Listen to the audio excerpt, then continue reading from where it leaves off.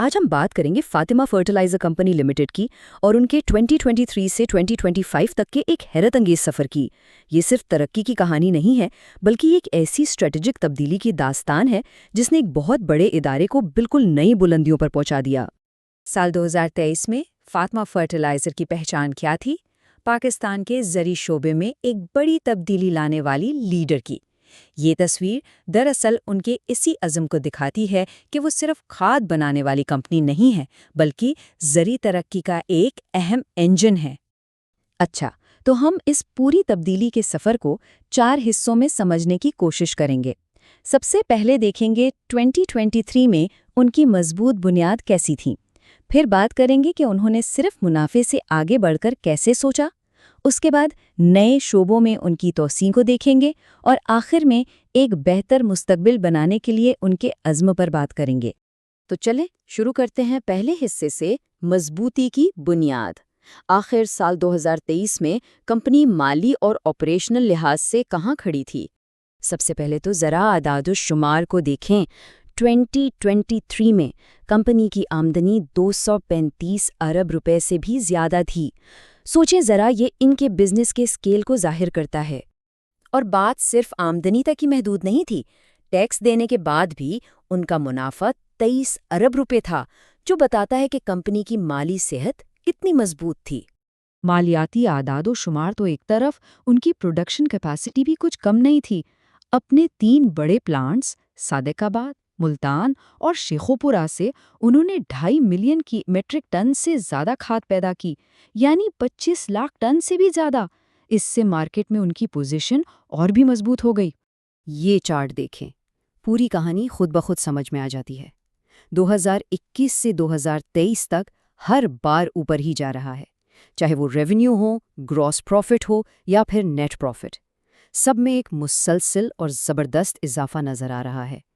یہی وہ ٹھوس بنیاد تھی جس پر مستقبل کی حکمت عملیوں کو بنایا گیا۔ تو اب آتے ہیں سال 2024 پر۔ یہ وہ سال تھا جب کہانی نے ایک نیا موڑ لیا۔ کمپنی نے اپنی سوچ کو صرف مالیاتی اعداد و شمار سے آگے بڑھایا اور ایک نئی سمت میں قدم رکھا۔ اور یہ واقعی ایک بہت بڑی بات تھی۔ فاطمہ فرٹیلائزر پاکستان کی پہلی کمپنی بنی جس نے اقوام متحدہ کے پائیدار ترقیاتی اہداف یعنی SDGs کے فریم ورک کو اپنایا۔ یہ صرف ایک اعزاز نہیں، بلکہ یہ اس بات کا ثبوت ہے کہ وہ عالمی سطح پر پائیداری کے لیے کتنے سنجیدہ ہیں۔ اس تبدیلی کا ایک بہت بڑا حصہ ان کا ڈیجیٹل ایکو سسٹم تھا۔ سرسبز فارمر ایپ کے ذریعے 2 لاکھ سے زیادہ کسانوں کو فصلوں کے بارے میں مدد ملی۔ سرسبز آسان ایپ نے 201 ارب روپے سے زیادہ کے آن لائن آرڈرز کو ہینڈل کیا۔ اور پھر سرسبز کنیکٹ ایپ، جو کہ انڈسٹری میں اپنی نوعیت کی پہلی ایپ تھی، اس نے سیفٹی اور ہیلتھ کے نظام کو ہی بدل کر رکھ دیا۔ اور اب ہم پہنچتے ہیں کہانی کے کلائمیکس پر، سال 2025۔ یہ وہ سال تھا جب پچھلے برسوں کی محنت اور حکمت عملیوں کا پھل ملا اور کمپنی نے ایک بہت بڑی توسیع اور ریکارڈ توڑ نتائج حاصل کیے۔ 2025 کی سالانہ رپورٹ کا یہ کور دیکھیں، سب کچھ صاف لکھا ہے، ترقی کے نئے آیام کھولنا۔ اور یہ صرف کوئی نعرہ نہیں تھا، بلکہ ایک حقیقت تھی جو ان کے کاموں میں نظر آئی۔ تو اس ساری حکمت عملی کا نتیجہ کیا نکلا، وہ آپ کو اس چارٹ میں صاف نظر آئے گا۔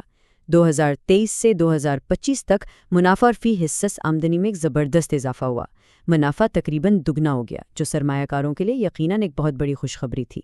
تو سوال یہ ہے کہ یہ نئے آیام آخر تھے کیا؟ انہوں نے صرف زراعت پر ہی اکتفا نہیں کیا، بلکہ ایوییشن، کانکنی، ریئل اسٹیٹ اور یہاں تک کہ تیل و گیس جیسے شعبوں میں بھی قدم رکھا۔ ساتھ ہی فاطمہ کیپٹل لمیٹڈ کے ذریعے ایکوٹی پورٹ فولیو میں بھی سرمایہ کاری کی۔ یہ ہوتی ہے حقیقی معنوں میں متنوع ترقی کی حکمت عملی۔ لیکن کہانی یہاں ختم نہیں ہوتی۔ بات صرف بزنس اور منافع کی نہیں تھی۔ فاطمہ فرٹیلائزر نے یہ بھی دکھایا کہ وہ معاشرے اور ماحول کے لیے کتنے سنجیدہ ہیں۔ یہ 2 تصویریں پوری کہانی بیان کر رہی ہیں، ایک طرف انڈسٹری کی طاقت اور دوسری طرف کمیونٹی کی خدمت، مختار شیخ ہسپتال کی صورت میں۔ یہ دراصل انڈسٹری اور انسانیت کی خدمت کا ایک بہترین امتزاج ہے۔ اور ان کا سماجی کام صرف ایک ہسپتال تک محدود نہیں تھا۔ جنوبی پنجاب میں جدید ترین مختار شیخ ہسپتال، صادق آباد میں فلاحی ہسپتال، سرسبز تعبیر پروگرام کے ذریعے دیہات کی 1500 سے زائد لڑکیوں کو ہنر سکھانا اور کنگ چارلز ٹرسٹ کے ساتھ مل کر تقریباً 3000 طلباء کو کاروبار کی ٹریننگ دینا، یہ سب ان کے عزم کو ظاہر کرتا ہے۔ تو آگے کا راستہ کیسا ہے؟ دیکھیں، مواقع تو بہت زبردست ہیں۔ مزید تنوع، پائیدار زراعت میں لیڈرشپ اور کسانوں کے لیے نئی ڈیجیٹل ایجادات، لیکن ظاہر ہے چیلنجز بھی ہیں۔ قدرتی گیس کی دستیابی ایک بڑا مسئلہ ہے، موسمیاتی تبدیلیوں کے اثرات ہیں، اور بدلتے ہوئے قوانین بھی ایک رسک ہیں۔ اور اسی سوال کے ساتھ ہم آج کے اس تجزیے کو ختم کرتے ہیں۔ سوال یہ ہے کہ کیا فاطمہ فرٹیلائزر نے اپنی بنیادی ترقی کی حکمت عملی میں پائیداری اور تنوع کو جوڑ کر 21ویں صدی میں کارپوریٹ کامیابی کا ایک نیا ماڈل پیش کیا ہے؟ یہ ایک ایسا سوال ہے جو واقعی سوچنے پر مجبور کرتا ہے۔